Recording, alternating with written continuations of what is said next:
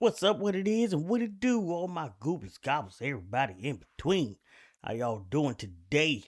Back in with another one. I had to look this one up because I didn't know what foundational black Americans were until 20 minutes ago. But let's get into it. Foundational. What the founding of what? America? A genocidal white supremacist country? A few weeks ago, I was in Nairobi, Kenya, when I found out about this content creator on Instagram by the name of Tarek Sama. Now, Tarek Sama is from Minneapolis, Minnesota, and he's a Pan-African feminist. Mainly, the big thing about his content is that he actually has a really big problem with foundational black Americans. And again, if you ain't never heard of it, I don't know when it started because I ain't never heard of it either. But foundational black Americans is essentially black Americans who identify as black Americans, not African, not Jamaican, not Haitian, not that my family came from somewhere else. It's like, hey, I've been here. My background was slavery. You know, that's how I'm here. But foundational black Americans means they were here, like family wise, they weren't immigrants like some of the newer generation ones are. I don't fully understand myself because I had never heard of that, and it's just, to me, everybody wants a label, everybody wants to feel special, like Pan-African, whatever the heck that even means. Everybody wants to feel special, everybody wants a label, but I'm willing to at least hear that. in fact, that's how I even got tagged to the post, because he started seeing stuff like this. There's an internet psyop taking advantage of undereducated African Americans called the FBA movement. And it's causing a sect of African Americans who didn't graduate high school for the most part to grab onto certain catchphrases and hot terms to disparage African people and distance themselves from their own African ancestry. Now, I will say too, he's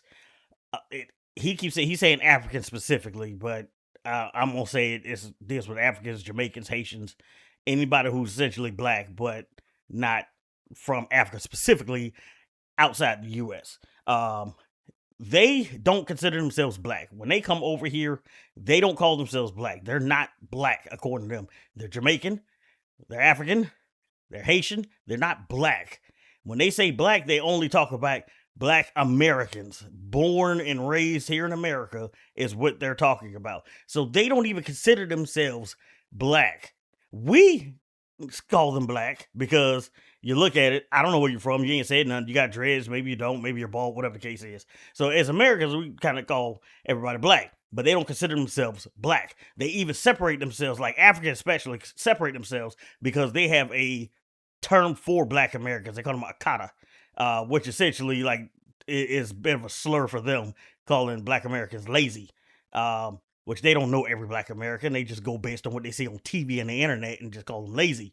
So they say Akata. They go as far to create a slur word against black Americans and call it Akata. That's how much they separate themselves from black Americans. So he wants black Americans to, consider themselves African, but the Africans don't even want them. So why do that? And you can tell by their profiles that these are losers. These are people that contribute nothing to the African American community. So basically, the claims that he has against foundational black Americans are, number one, they are completely uneducated, and that foundational black Americans don't graduate high school, and that these people are losers. Now, this was very similar to what you heard Tasha K saying. This whole ordeal that foundational black Americans are very similar to the Ku Klux Klan, and they're causing this division.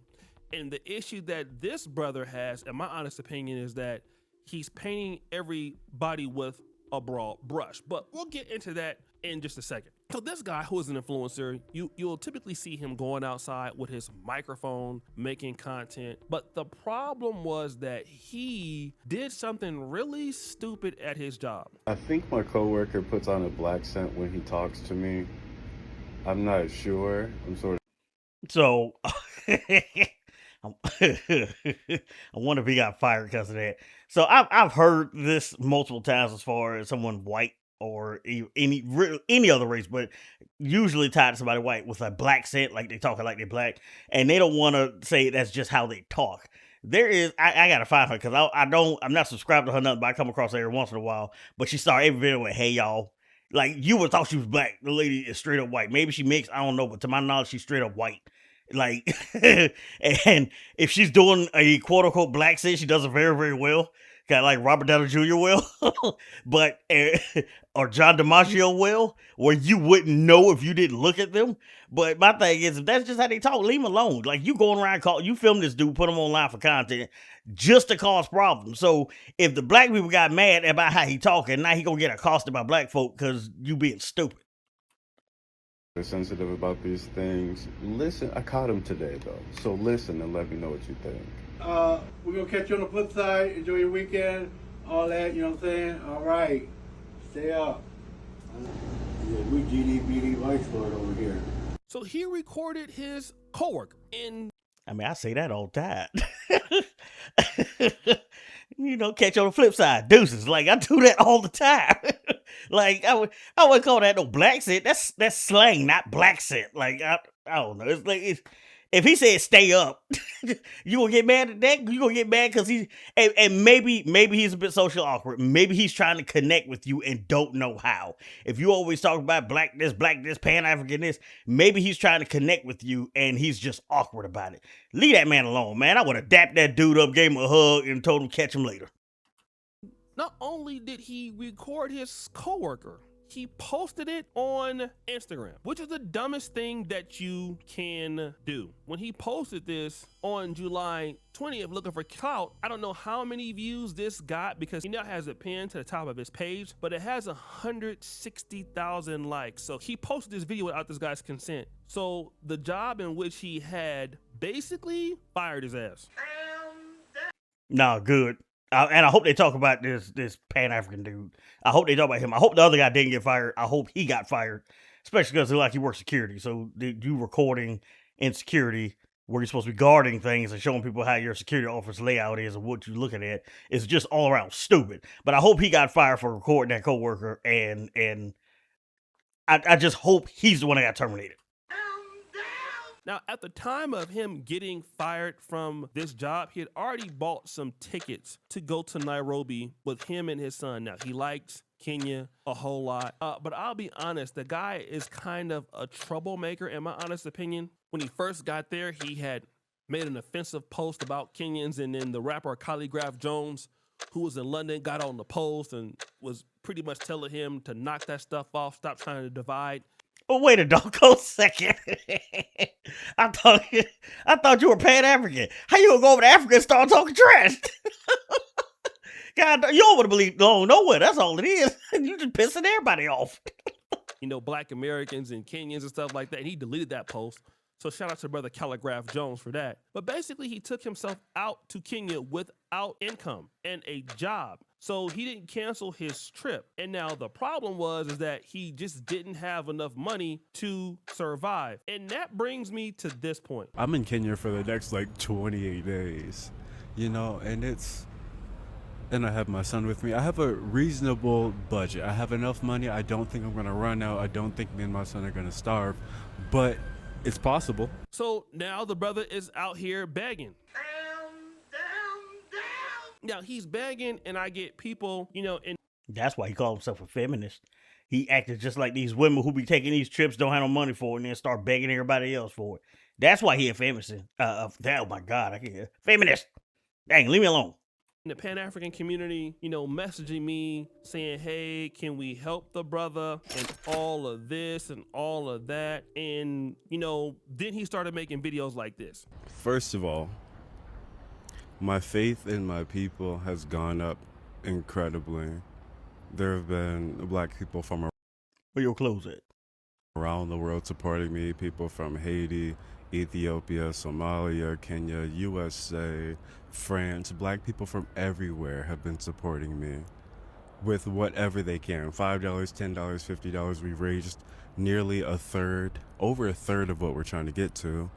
$1,000 would easily get me through the month here. Now, this is hella funny because he's saying people from all over the world is helping him raise money. $300. So people giving you money from Haiti. Now, no offense to Haitians, but we already know what Haitians are going through. We already know what a lot of people from Somalia are going through. And people got to give you their money because your ass got stranded way the hell in Nairobi. The same guy who was hating on FBA saying that they were uneducated, didn't graduate high school. You're largely in Kenya. Africans got to help you and basically help you raise money. I mean, you're from the diaspora, bro. Like, you're a guy who's supposed to be from America, and then you come to Africa, and now you got Africans trying to help you who may not have very much, but it gets worse. I'm thankful for the compassion and support that I received from you guys after sharing the situation I'm in. And I regret that I need a little bit more. Take your behind. And that's the funny thing about all this is nothing stopping him from taking his behind home. Absolutely nothing. Unless he bought a one-way ticket and then get a round-trip ticket, which he'd be an idiot for that. And my only pity goes to his kid and not him. I kind of pity the kid for having this example as a dad in the first place. But all you had to do is take your butt back home. Any money that he spent, it could have just easily no. I lost my job. Like, take up the L. Take the L. All right? Suck it up. Thug it out. Keep moving. You took the L because you did something stupid and lost your job. Your priority right now should not have been 28 days or however long he was in Africa. His priority should have been finding another job and pushing back those tickets. If you couldn't cancel tickets, if you get a partial refund, it's still better than nothing. Even now, even if he went for a week or two, right? He could have easily got that return trip changed. Easily got it changed. Maybe got more layovers. Whatever it costs to get back, that's what you had to do. Take a couple more layovers, make the tickets cheaper. You might have got some money back on that if you got cheaper tickets. He did nothing to try and fix the situation. He instead went out, stuck his hand out, and started begging. And I mean, this is embarrassing. I hate this, but... Bull crap. If you hated it, you wouldn't be sitting there doing it. Again, you would have found another way to get around it. All I have is my voice. All I have is my network of people that might see this. And I'm willing to take on whatever mean comments come with me asking for money online, but I need help. So there he is, being humble as he can be. And of course, I had to send him some money. I sent it to him on Cash App. Shout out to the brother if y'all want to support him. I mean, I'm not no hater. I don't think he's gonna get any support, but I told him this: stop hating on FBA, brother. And again, I sent him a little funky $25, but here's what I wonder if he said something because I felt like that. You just gave him content, man. Come on, ODJ. You can't give him content. I want to talk about what some of these people, I know that Tasha K said, some things about the Black American audience, stuff like that. And they tell me that she lost over 30,000 subscribers. But we got to always understand, man, who our people are. This dude says he's a Black American, and then you hate on the foundational Black Americans. And then when you get out there to Africa, don't nobody rock with you. You can only raise $300. Now, I'm going to just tell you what the FBA community just raised, in March, all right? And this is with Tariq Nasheed not being the biggest YouTuber. There you go, $261,000.